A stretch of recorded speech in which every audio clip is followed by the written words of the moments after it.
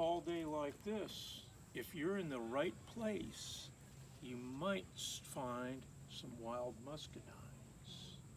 Anybody know muscadines? Muscadines.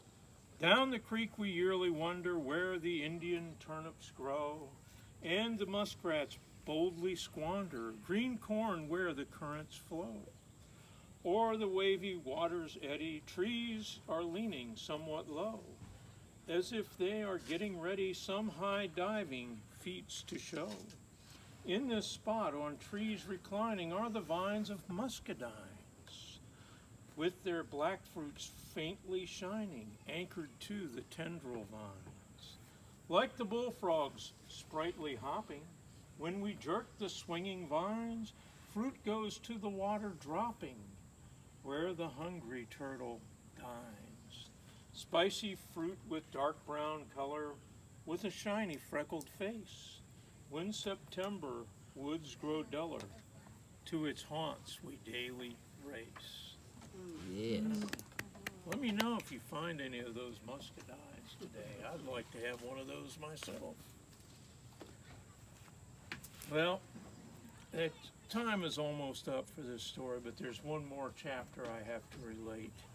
For every author, it seems there is one book that makes their career.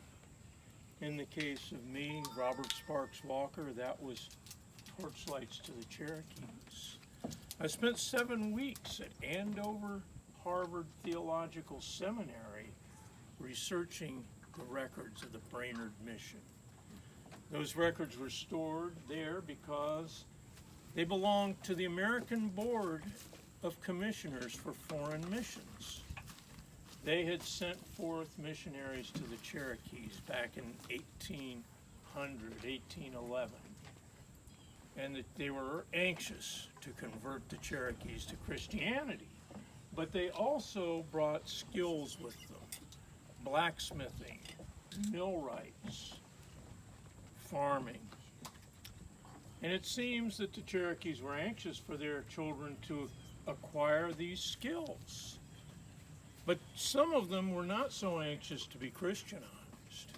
One of them is recorded as having said that the white man had had Christianity for years, and it was obvious from his treatment of his red brothers that it hadn't improved him morally at all.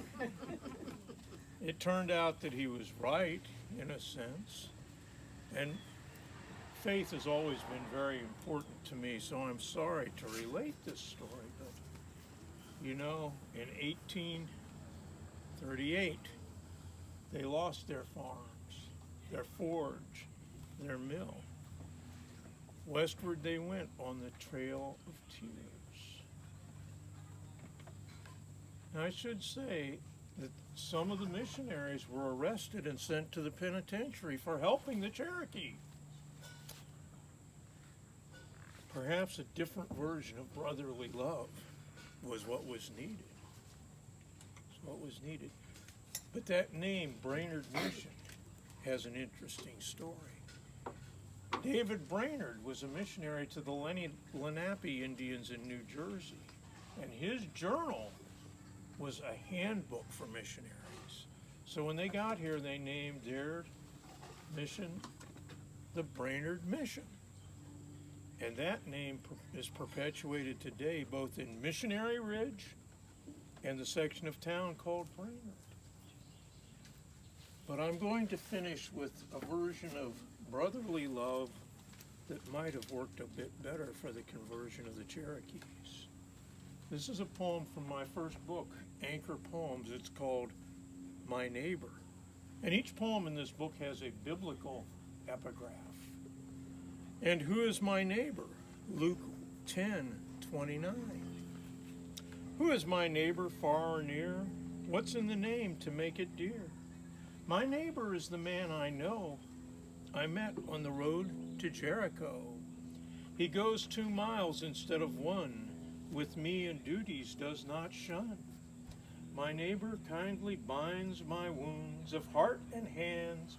His love surrounds me ever, and on him depends my trust that's only owned by friends. He freely gives his time and pelf, and loves me as he does himself. If you haven't heard that word pelf before, that means worldly goods. Good job. I have time for one or two questions, but time is short. I'm tired. I see a grave site.